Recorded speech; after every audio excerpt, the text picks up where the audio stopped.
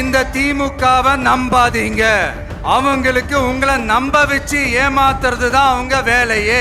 இத பார்த்தாவது தமிழ்நாட்டில் இருக்கிற அந்த திமுக கவர்மெண்ட் கத்துக்கிட்டா நல்லா இருக்கும். ஆனா அவங்க கத்துக்க மாட்டாங்க. பரவாயில்ல, வரப்போற எலெக்ஷன்ல 100% கத்துக்குவாங்க. அத நம்ம மக்கள் பாத்துக்குவாங்க. இது டெஃபினட்டா தமிழ்நாட்டில் இருக்கிற மாதிரி நம்ம திமுக கவர்மெண்ட் மாதிரி கிடையவே கிடையாது. அதிமுக விமர்சிக்க மாட்டேங்கிறாரு. தொடர்ந்து திமுக அரசை நம்ப வேண்டாம் மக்களை அப்படின்னு சொல்லி நீங்க சொல்லியிருக்காரு. அவர் அதுதானே சொல்லுவார், வேற என்ன சொல்லுவார்?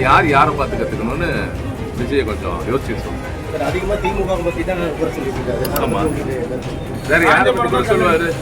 அவருக்கு அப்படியாச்சும் குறை சொல்லி ஏதாவது மக்கள் கிட்ட இருந்து ஏதாவது கவனம் பெறலாம்னு நினைக்கிறாரு. அது ஒரு கவனம் பெறதா இருக்கலாம், ஆனா அது அவருக்கு சாதகமா இருக்காது. அதனால சும்மா ஏதோ ஒன்று பேசணும் அப்படிங்கிறத அவர் பேசிட்டு இருக்காரு.